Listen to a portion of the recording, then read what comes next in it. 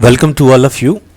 आप सभी का पुनः एक बार राजनीति विज्ञान के इस यूट्यूब चैनल में हार्दिक स्वागत, अभिनंदन। बीए थर्ड ईयर के लिए विचारकों की जो चर्चा हमारी चल रही थी मैकाइवेली में के अंतर्गत आज हम जिस बिंदु के ऊपर बात करेंगे वो है राजा के आचरण सिद्धांत। देखिए, मैकाइवेली को मौलिक रूप से एक यथार्थवादी विचारक माना जाता है। बहुत ज़्यादा दर्शन और आदर्श की बात उन्होंने नहीं की है। उन्होंने जो अपने पर्यवेक्षण में, अपने ऑब्जर्वेशंस में जो यथार्थ रूप देखा उसी को उन्होंने अपने विचारों में व्यक्त किया है। तो उसी कड़ी में उनका जो पर्यवेक्षण था, उनका जो व्यक्तिगत अनुभव था, काफ़ी कुछ वो उन्होंने राजा के आचरण के सिद्धांत के रूप में व्यक्त किया है। यानी कि वो अपने अनुभव के आधार पर, अपने पर्यवेक्षण के आधार पर कुछ ऐसे नियमों के बारे में कल्पना करते हैं जिनका अगर कोई राजा पालन करे तो निश्चित रूप से राष्ट्रीय राज्य के रूप में, एक शक्तिशाली राज्यतंत्र के रूप में और एक स्थायी राज्यतंत्र के रूप में वो स्थापित रह सकता है, अपने अस्तित्व को बनाए रख सकता है और प्रजा में उसके विरुद्ध घृणा या विरोध को कम से कम रख सकता है।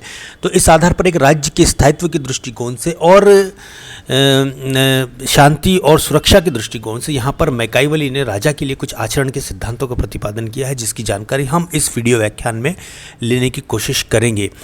देखिए, मैकाइवेली पे जब भी चर्चा होती है बहुत कुछ बातें होती हैं कि वो एक यथार्थवादी थे, आधुनिक युग के विचारक थे। वो इसीलिए उनको कहा जाता है क्योंकि उन्होंने अपने दर्शन में, दर्शन नहीं कहना चाहिए, उन्होंने अपने विचारों में जो है उन चीज़ों को जो उनके अनुभव से, उनके ऑब्जर्वेशन से उन्होंने प्राप्त की, उसको उन्होंने रखने की कोशिश की है।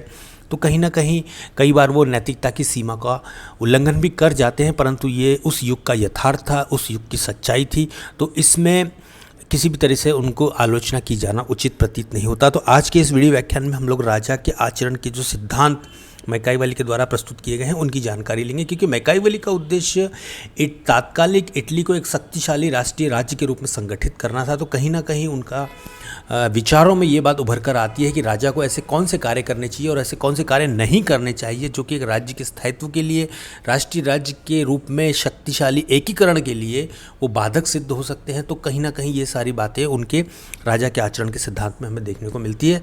हमने यहाँ पर बिंदु अंकित कर दिए हैं और एक एक बिंदु के ऊपर हम लोग बड़ी विस्तार से अब चर्चा करेंगे।